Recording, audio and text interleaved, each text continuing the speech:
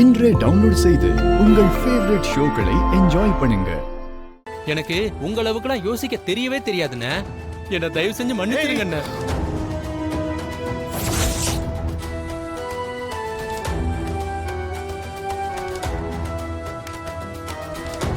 இவருக்கு பொழைக்கவே தெரியல. கிடைச்ச வாய்ப்பை பத்திரமா புடிச்சுக்காம இப்படி காலில் விழுந்துட்டு இருக்காரு.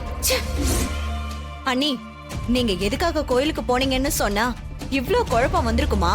பாருங்க, உங்களால சிவா ஊரை விட்டே போறேன்னு சொல்றான்.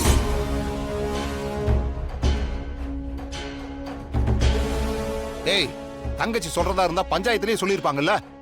இப்ப எதுக்கு அதை கிளறிட்டு இருக்க? அண்ணா, நான் வந்து இப்படித்தான் மாமா என்கிட்டயும் ஊரை விட்டு போறேன்னு புலம்பிக்கிட்டே இருக்காரு. நீங்களே இவரை கண்டிச்சு விட்டாதான் இவர் அடங்குவாரு.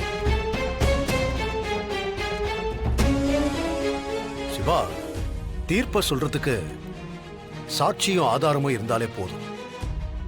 ஆனா உன் மனசாட்சிக்கு இவ குற்றவாளி இல்லைன்னு தோணுச்சுன்னா உண்மையை கண்டுபிடிக்கிற வரைக்கும் நீ தீர்ப்ப தள்ளி வைக்கிறது நல்லது.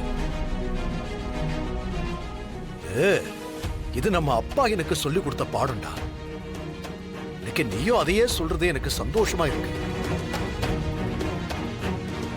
ஆனா உண்மையை கண்டுபிடிச்சு தீர்ப்பு சொல்றதுக்கு பதிலா தீர்ப்பு சொல்றதுக்கு பயந்துகிட்டு ஊரை விட்டு போறேன்னு சொல்றதுலாம் தப்புடா.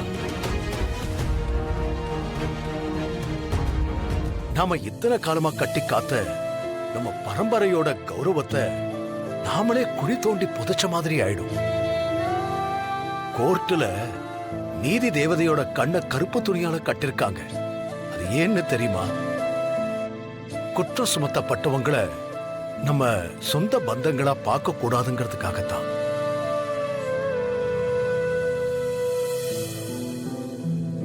உன் அண்ணி இடத்துல வேற யார் இருந்தாலுமே நீ உன் மனசாட்சிப்படிதான் நடந்துக்கணும்.